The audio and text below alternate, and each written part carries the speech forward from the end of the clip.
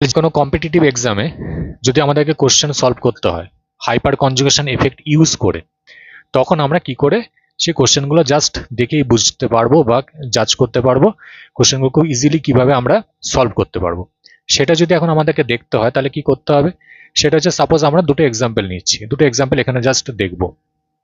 Suppose আমাদেরকে এখানে CH3CH2 plus এই একটা কার্বোক্যাটায়ন হয়তো দেওয়া হয়েছে, আরেকটা হয়তো CH3 এরকম একটা কার্বোক্যাটায়ন দেওয়া হয়েছে। তা হাইপার কনজুগেশন এফেক্টের রেসপেক্ট আমরা কি করে বুঝবো, সেটা হচ্ছে এখানে নাম্বার অফ আলফা কার্বন আছে 1, এখানে নাম্বার অফ আলফা কার্বন হচ্ছে 3। তাহলে এখানে নাম্বার অফ আলফা হাইড্রোজেন কতগুলো আছে 3, এখানে নাম্বার অফ আলফা হাইড্রোজেন কতগুলো আছে 9, এখানে 3 3 3 9, এখানে হচ্ছে 3 শুধু। তাহলে ফার্স্ট কেসটাতে number of hyper conjugable structure কতগুলো পাবো আমরা 3টে, সেকেন্ড কেসে number of hyper conjugable structure কতগুলো পাবো 9। তাহলে নো ডাউট আমাদের সেকেন্ড যে স্ট্রাকচারটা আছে সেটা হচ্ছে স্টেবিলিটি হাই।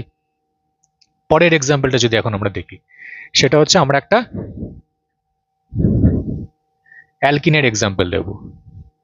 দুটো অ্যালকিন নেব, যে অ্যালকিনগুলো হচ্ছে আমাদের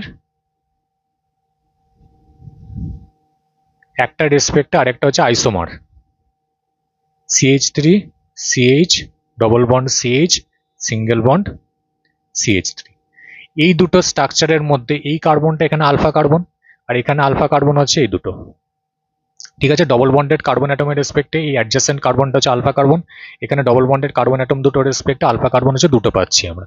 তাহলে নাম্বার অফ আলফা হাইড্রোজেন এখানে কতগুলো আছে 2 আছে, তাহলে number of hyper conjugable structure কতগুলো পাবো 2 পাবো। কিন্তু সেকেন্ড কেসটা আমাদের নাম্বার অফ আলফা হাইড্রোজেন কতগুলো আছে 6 আছে, তাহলে number of hyper conjugable structure আমরা কতগুলো পাবো 6 পাবো। তাহলে নো ডাউট সেকেন্ড স্ট্রাকচারটা কিন্তু ফার্স্ট স্ট্রাকচারের রেসপেক্টে মোর স্টেবল। এইভাবে কিন্তু আমরা কোশ্চেনের আনসারগুলো দিতে পারি।